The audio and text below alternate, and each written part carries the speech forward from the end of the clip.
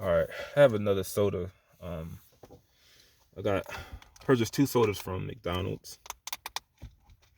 I feel like it's more cheaper to get soda from there than the juice um, at these stores because they charge you like just $1 for a large. And I don't, for some reason, man, I don't really talk about it a lot, but on this channel, but I have a sensitivity to a lot of foods. So it's like the soda in bottles, I don't really. It's just a lot of like food sensitivities that I have. But sorry, I I'm trying to cut back on like drinking a lot of sugary drinks, man.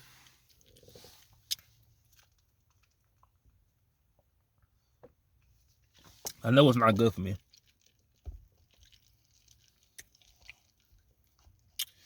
But I told this lady, and I haven't seen her since I left Philadelphia. I think it was about maybe April was the last time I saw her. Almost going on 3 months now. But I told her I don't like it here. You know, I'm not very close to my family. And I don't now thinking about it, I really shouldn't go back. I should just stay where I'm at now. When my passport comes, because my mother is going to send it down here when it comes to her address, I will possibly go to Canada for Thanksgiving. And that is my plan to do. But I'm just at this point, man, I am really like, and this is unedited too.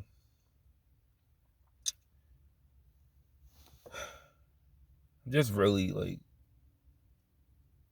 just nervous of my future because it just really hurt me to know like everything in Philadelphia goes on here. It's no different where you go. And let me explain what I'm trying to say. So, you know how for almost 2 years now, for a good 2.5 years, everybody is trying to fight hate.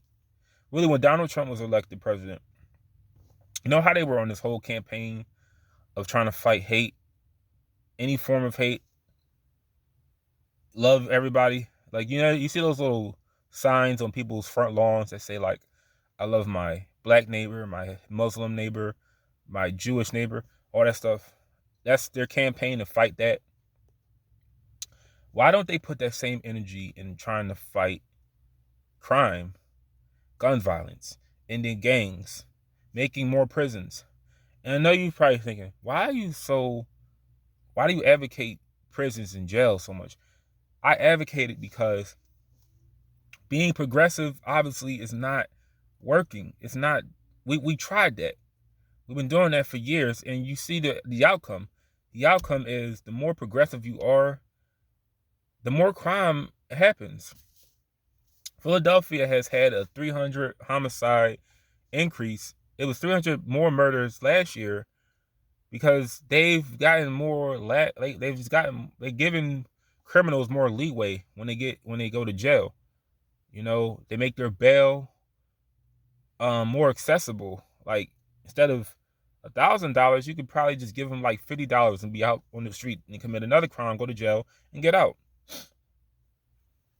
But what's creating criminals is their upbringing, the way these people are raised, and where it hit. Like I said, I'm not around it no more, so I'm not worried about it. But where it bothers me, where it's really like a fear for me, is let's say I had to stay in a neighborhood like that.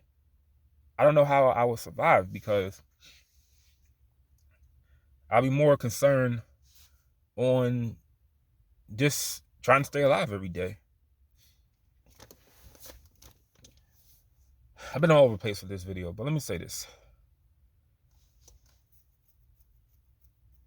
Ever since I got like I got jumped when I was 12 years old. I never, and I didn't really have the mindset that I have now at 12, obviously.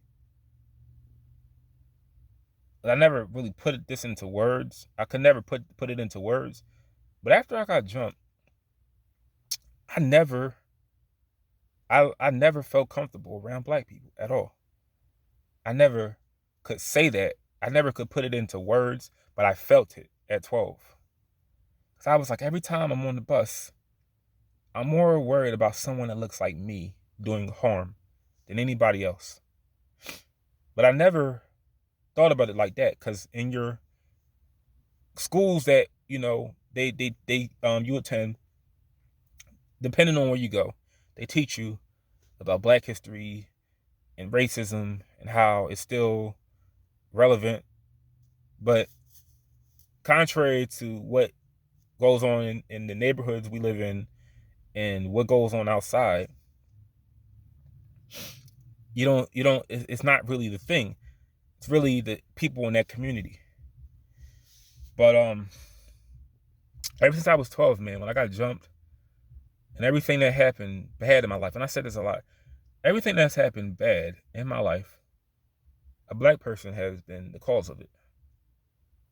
Now, since being out here in Milwaukee, Wisconsin, the entire state, I will tell you this. It's not someone, I had a conversation with someone this week about this. I'm not saying people here are racist, but it's a very big cultural difference down here. Then someone from the city like myself would not connect a lot with someone up here, because there's a lot of gun enthusiasts. I'm not a gun enthusiast. I had 2 9mm. One I sold, one my father has possession of. I do not obsess over guns, but there's a big difference down here with the culture. And, I don't fit in down here very much, but I feel safe and I feel calm when I'm in the right area. And the schools down here are really cheap, and they're better than the ones in Philly. But I just noticed that, the less I'm around my own people, the better I am.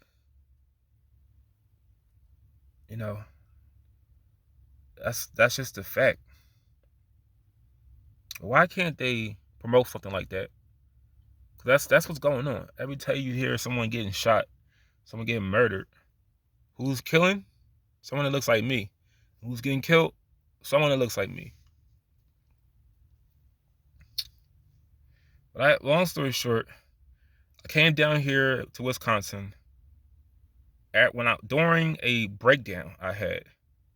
I felt manipulated. I felt played. I felt a lot of things. I felt very stupid. And I just said, I don't know what I'm going to do, but I said, I'm going to get the fuck out of Philadelphia. And then something told me to come back. And then I just said, I like the feeling of not knowing anyone, not having any family, not being reminded of all the trauma that I faced back home. So I said, I'm going to go back and see what I can make of myself. So far, I successfully enrolled into 4 classes for 2 semesters. I've worked 3 jobs. I'm on the verge of finally making some good money, depending on how long I last there. But I'm trying, at least. My goal is to finish college and see what happens after that. But I came down here to get away from all of my memories I've had living in Philadelphia. But what I am saddened to know is that inner cities, no matter where you go, are all the same.